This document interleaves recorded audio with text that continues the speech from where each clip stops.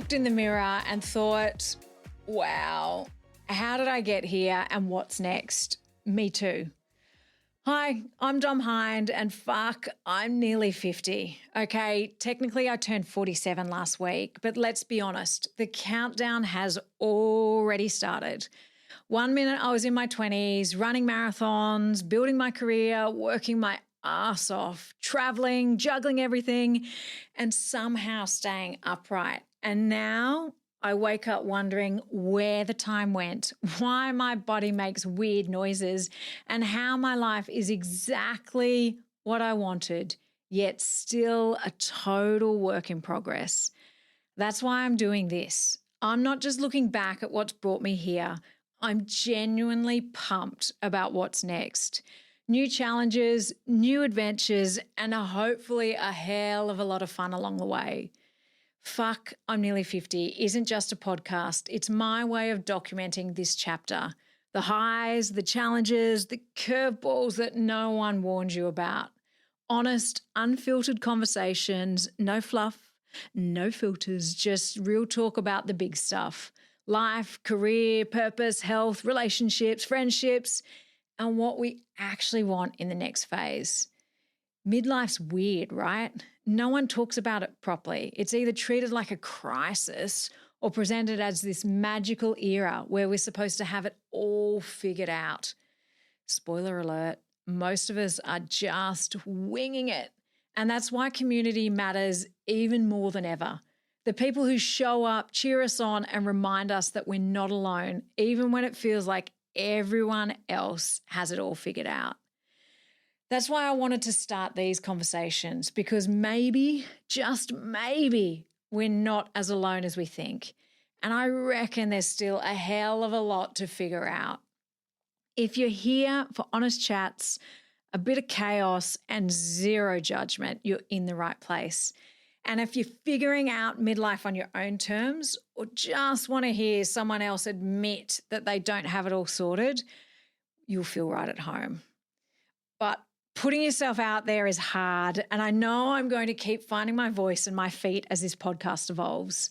I always joke that the first couple of episodes will be like pancakes. You throw them out before you actually get it right. But I want to be as real and as honest as possible. The things I'm thinking and talking about. So give me some time and I'll get comfortable. I've got 36 months to find my groove, and trust me, I plan to enjoy every messy, awkward, brilliant minute of it. This isn't about pretending to have the answers. It's about exploring the questions and having a bit of fun along the way. Because fuck, we're nearly 50, and isn't that amazing? But before we dive into the episodes, you might be wondering, who am I to be having these conversations? Why should you listen to me ramble on about life and midlife and all the messy stuff in between? Well, here's the short version of my story. I'm Dom Hind. I was born in Devonport, Tasmania, but moved to Noosa when I was 2. Yes, that dream coastal town everyone now wants to retire to. My parents had 3 kids under 3. It was pure chaos. And I grew up with my 2 younger sisters, Jade and Holly. Jade's basically a professional passport collector, Canadian, Kiwi, Aussie, and now living in Amsterdam. And I'm sure it won't be long before she's got another passport. Holly, on the other hand, broke through the traditional boys' club of construction and development, following in my dad's footsteps, managing massive projects with determination and skill, all while living on a farm with 2 cows, because of course she does. My parents are still together and now live in Brisbane. My mum has battled anorexia for over 55 years. And that shaped a lot of how I view health, resilience, and what it means to keep going, even when the odds are stacked against you. Her struggle is something I've carried with me for most of my life, a battle I always felt like I should have been able to fix or solve. It's one of those failures that still plagues me, even though I know deep down it's not mine to carry. I've tried everything, but nothing has worked, and the journey continues today. It's not something that's going to stop anytime soon. And learning to live with that reality without losing hope has been one of the hardest lessons of all. My nan Fluff is still going strong, living in her 5-bedroom house in Devonport, the same home that holds so many family memories. She's supported by my incredible aunt who helps keep her independent and comfortable. I stay in touch with Fluff every week. Our chats are something I genuinely look forward to. And visiting her always feels like going back to my roots. There's something grounding and comforting about being with her, surrounded by the stories and the warmth of where it all began. Growing up was never boring. We were always around my dad's building sites, cleaning up, hauling materials, or planting grass clippings in the soil for one of his latest developments for what felt like hours. If we weren't on a site, we were on the golf course, learning patience, focus, and sometimes just how to hit a ball without totally losing it. Those lessons stuck with me, even if I didn't realize it at the time. At boarding school, I spent 2 years there in years 8 and 9, something I absolutely loved, but probably loved a little bit too much. It taught me independence, resilience, and how to stand on my own 2 feet. And it shaped a big part of who I am today. At 16, I was obsessed with becoming a professional triathlete. I trained like a machine, lived and breathed it. That dream didn't happen, but the mindset stuck. I've run marathons not because I love running, but because I love testing my limits. My favorite, hands down, the Paris Marathon. It was brilliant. And while those marathon days are behind me, movement is my non-negotiable. Exercise is my sanity, whether it's early morning spin classes, Pilates, lifting weights, or just getting out for a walk. It's how I stay grounded, clear my head, and show up as my best self for my family, my friends, my business, and myself. And fun fact, I've never actually had a coffee in my life. All this energy is powered by movement, not caffeine. I've always had a drive, a feeling that life's too short to play it safe. Every project, every challenge, every business I've built comes with the same question. What's possible if I just back myself? That attitude carried me through my studies too. I finished my business degree from UQ in 2.5 years because patience has never been my thing. Then I started a Bachelor of IT, majoring in e-commerce as one of 2 women in the entire course. It was then that I realized how much I prefer problem solving and strategy over writing code.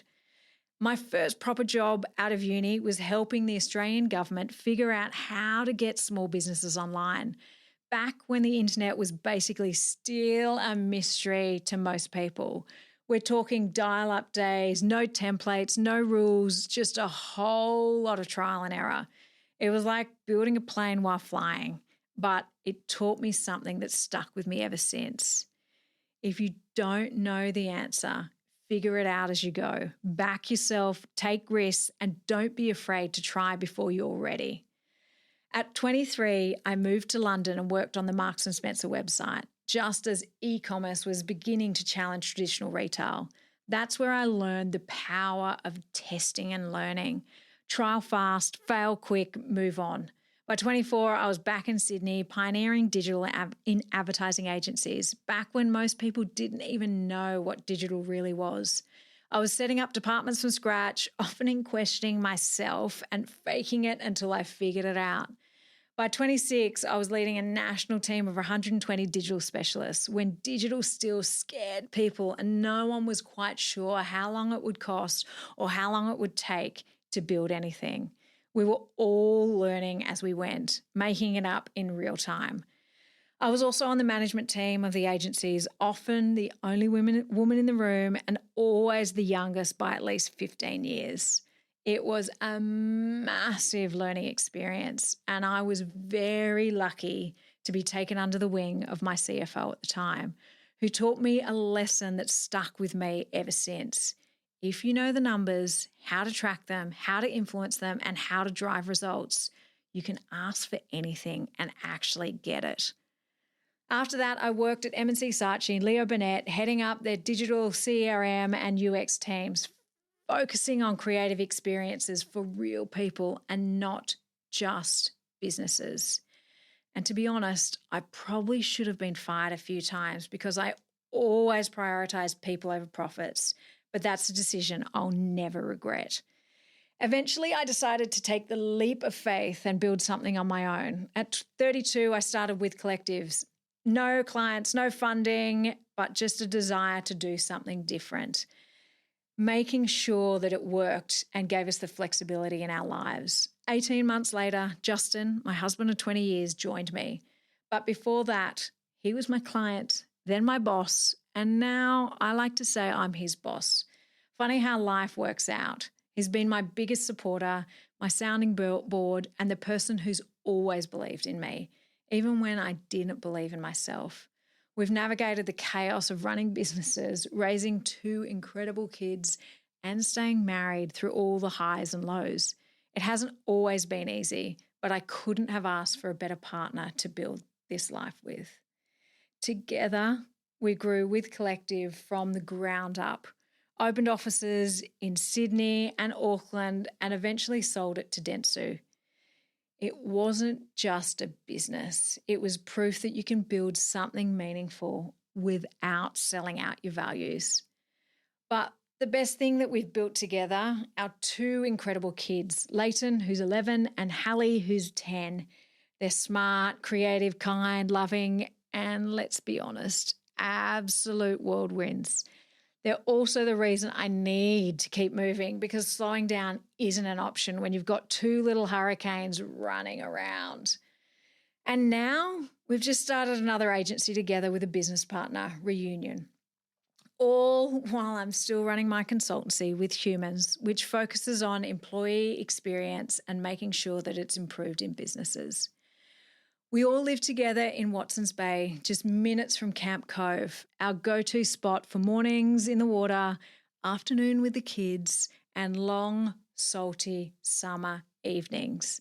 It's where we reset, reconnect, and let life slow down, even if it's just for a moment. Some of our best family memories have been made there, sunset swims and plenty of laughs with Leighton, Hallie and Juz by my side. I love colour.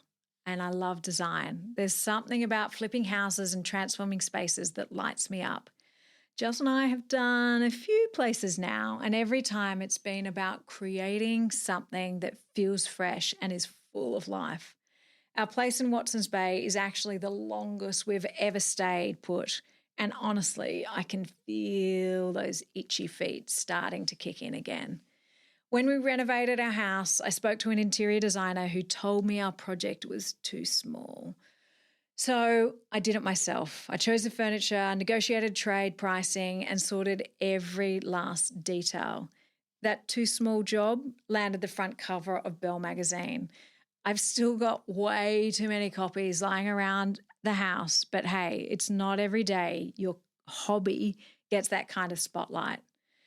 Throughout my life, the common thread for me in all of this has always been about the people and making sure that I'm helping friends or clients or anyone who needs the support.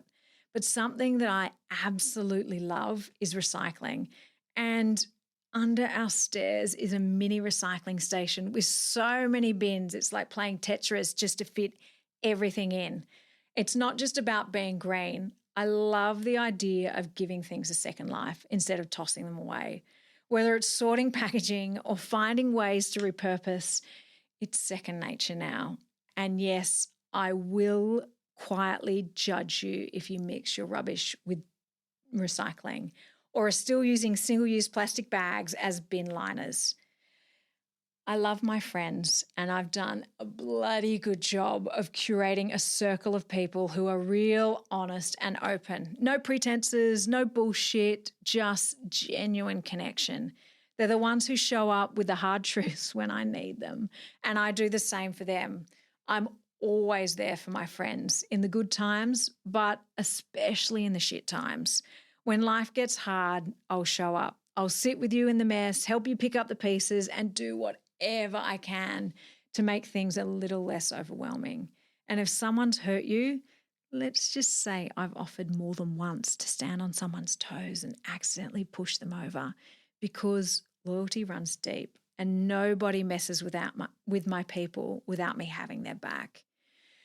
The truth is, my friends are my fuel. They're my sounding boards, my biggest cheerleaders, and sometimes the ones who help me see the funny side when everything feels too hard.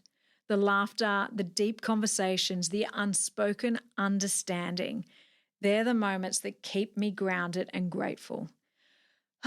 So that's me, real, messy, curious, and constantly figuring things out as I go. I've done a lot, I've failed plenty, and I'm proud of every twist and turn along the way. That brings me back to this podcast, why I'm doing it and what it's all about. I'm not chasing fame here, and I'm definitely not trying to build the biggest audience. That's never been the goal. I'm doing this because all of these conversations I want to have, the real, the raw, the often messy stuff that doesn't always get airtime. If it resonates with even a handful of people, if it makes someone feel a little less alone or a little more inspired, then that's a win in my book. This podcast is about connection, honesty, and sharing what life really looks like as we approach 50, without all the filters and the fake polish. There are already a million podcasts out there that sound like everyone has their shit together, all polished and perfect. This is not that podcast. This is messy, it's honest, it's real. It's for the what the fuck moments of midlife, the career pivots, the identity shifts, the is this all there is question, and that creeping horror of realizing that yes, your eyelids are starting to droop. We'll dive into everything no one warned us about. How the hell do we keep our energy levels up without smashing so many coffees or matcha teas? Why didn't anyone tell us our hormones would hijack both our bodies and our brains in our 40s?